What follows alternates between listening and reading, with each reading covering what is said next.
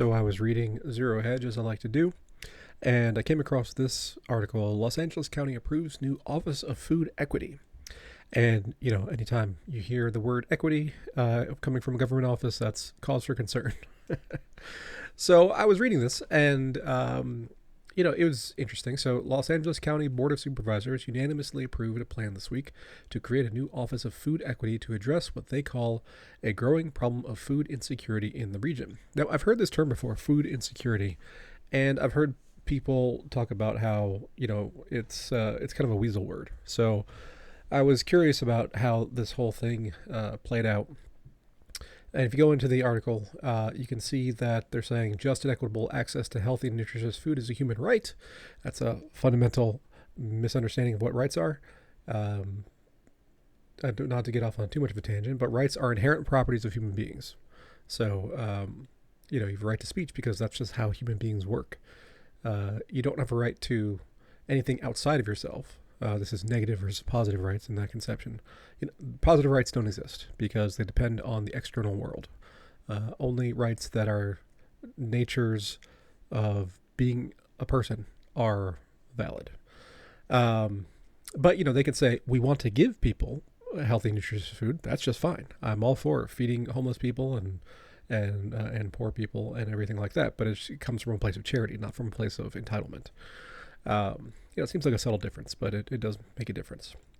But anyway, California residents living in poverty who've lost their jobs are already eligible for the Federal Supplemental Nutrition Assistance Program, or SNAP, what we used to call food stamps, which provides monthly funds to buy food. Last I checked, J.P. Morgan was still administering that program, so there's devious incentives at play some of the times. In 2022, more than 4.6 million California residents, or about 1 in 8 people, received SNAP benefits, according to a report by the Center on Budget and Policy Priorities, a nonpartisan research and policy institute. Okay, 1 in 8, that's a lot. Here's volunteers distributing some food, which is great of them to do. And the state received nearly $14.5 billion of such benefits in 2022, about 142% more than 2019. So in Los Angeles County, about 24% of households, nearly 1 in 4, were food insecure as of July 2022. There's that word again, food insecure. And there's, I don't know who Ms. Horvath is, but probably somebody related to this new commission. And federal stats show the number of households in the U.S. that were food insecure grew substantially in 2022 to 12.8%, or 17 million households. That meant 3.5 million more households were lacking food compared to the year before, when 10.2% reported food insecurity, according to the U.S. Department of Agriculture. And so Los Angeles County is creating some kind of office to address food equity. Equity is a very concerning word, but I think the intention here is a good one. I wanted to find out what exactly food insecurity is. And so it took me 2 seconds of Googling. I Googled USDA food insecurity definition. And this page came up. First result. So definitions of food security. This is from the USDA Economic Research Science, or Economic Research Service, rather. And they have ranges of food security and food insecurity. So they're saying back in 2006, USDA introduced new language to describe ranges of severity of food insecurity and yada, yada, yada. And now they have relabeled these. So there's high food security. Old label was just food security. There's marginal food security. Old label was still food security. Where 1 or 2 reported indications, and we'll get into what those indications mean in just a second here. Then under food insecurity, there's low food security. The old label was food insecurity without hunger. Reports of reduced quality, variety, or desirability of diet, little or no indication of reduced food intake. And then there's very low food security, old label food insecurity with hunger. Reports of multiple indications of disrupted eating patterns and reduced food intake. And then later down here, they're drawing a distinction between food insecurity and hunger. And these are really the characteristics, right, that they get into. Let's see if we can make this bigger. And okay, that's a lot easier to read. So these are different indications that people can report on, and they've broken it out by whether they're food secure, very low food security, or very low food security. So worried food would run out. A couple, what is that, like 5% of food secure people were worried about that. About 85% of people who were low food security were worried food would run out, and nearly 100% of very low food security were worried food would run out. Food bought did not last. I guess last until the next time you buy food, I think is the implication here. Similar kind of pattern. Could not afford balanced meal. Similar kind of pattern. Cut size of meal or skipped meal. Okay, so food secure people, this just went to zero essentially. And then about 35-ish% of low food security people reported that they cut the size or skipped a meal, and still pretty much 100%, 95% of very low food security people reported yes to this. Cut or skipped meal in 3 months, or 3+ months. I think that means in the last 3+ months, and 20% in the low food security and 87-ish on very low food security. Ate less than felt should. Again, vanishingly small, pretty much zero on food secure. Similar kind of ratios on low and very low. Hungry but did not eat. So now we're getting into the hunger area. So these things up above here, I'm worried food didn't last, I couldn't get a balanced meal. These are all very subjective. So when you are describing somebody who, like in just common language, if you're saying that somebody has trouble affording food, these are the things where it's like, yeah, kind of. I mean, I can understand your point, but they're not hungry, right? They're not lowering the amount of food that they're eating. Down here, hungry but did not eat, lost weight, did not eat whole day, did not eat whole day in 3+ months. These are things where like a lay person is going to come in and say, okay, that person is having trouble with food.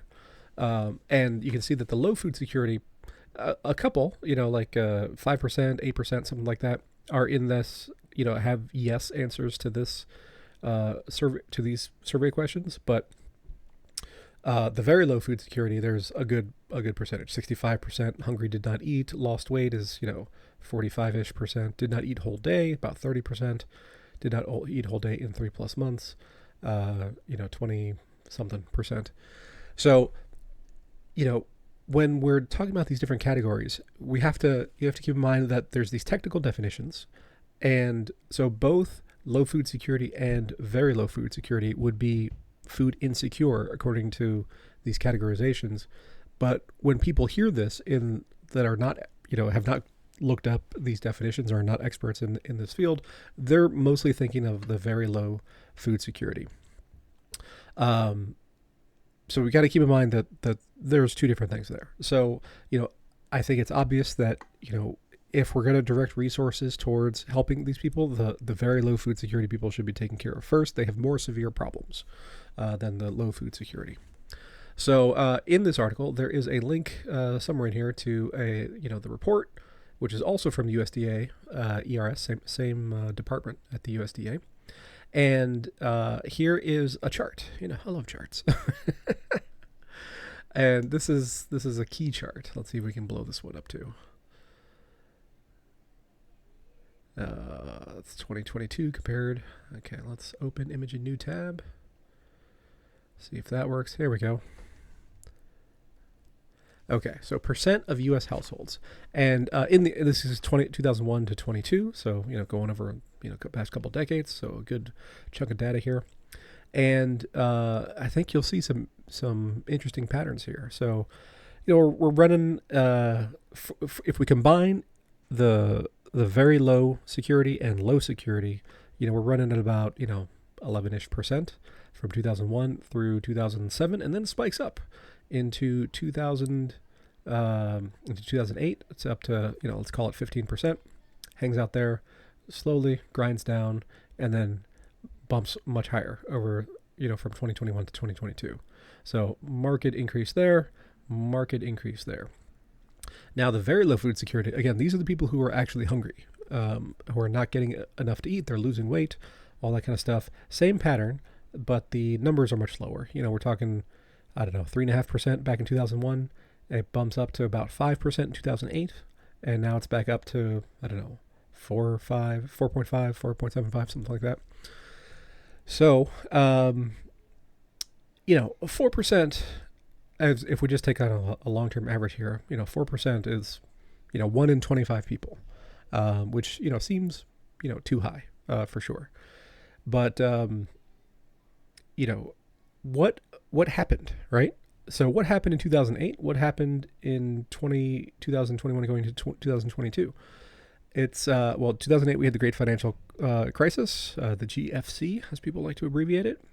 And a lot of people lost their jobs, and a lot of people had interruptions in their lives. Interestingly, during when COVID hit, no uptick at all.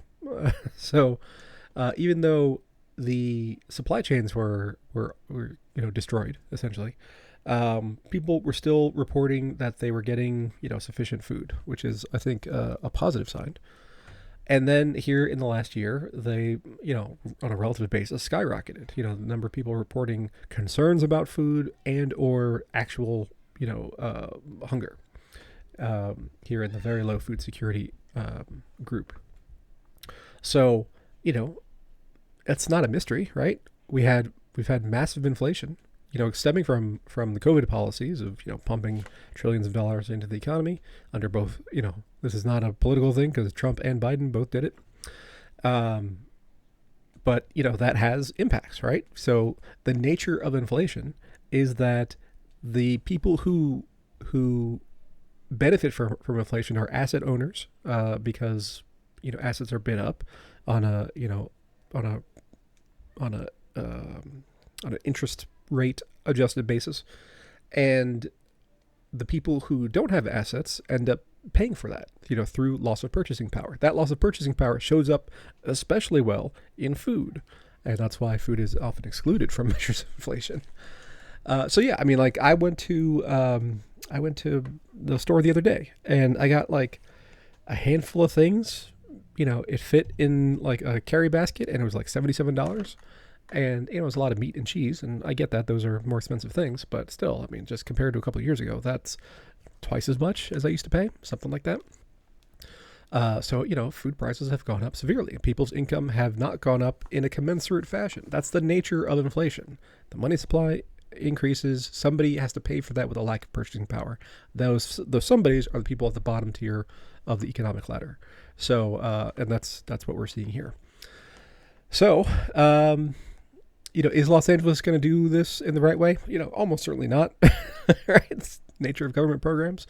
But I am sure that there are people involved who are going to do their best faith efforts. We'll see how successful they are and how much, would it have been better just to give people the money to go buy food, or would it have been better to have this administrative program in the middle? We'll see. I have my guesses, but I don't know. So, so as we're probably going to see more of this kind of thing, and as you see these things in the news, when they talk about food insecurity, just make sure you remember what they're actually talking about.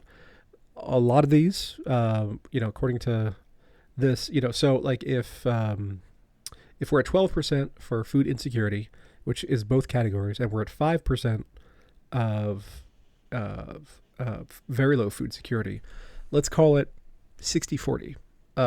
If they're saying so many people are food insecure, 60% of those are not what lay people are thinking about when they're talking about those kind of problems. 40% are, where they're food insecure and they're hungry.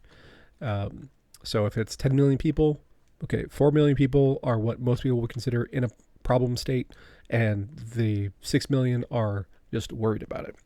So these are just things to keep in mind as you see these things pop up in the media, which I'm sure we're going to see more of over the next year or three. Anyway, that's my thought for now.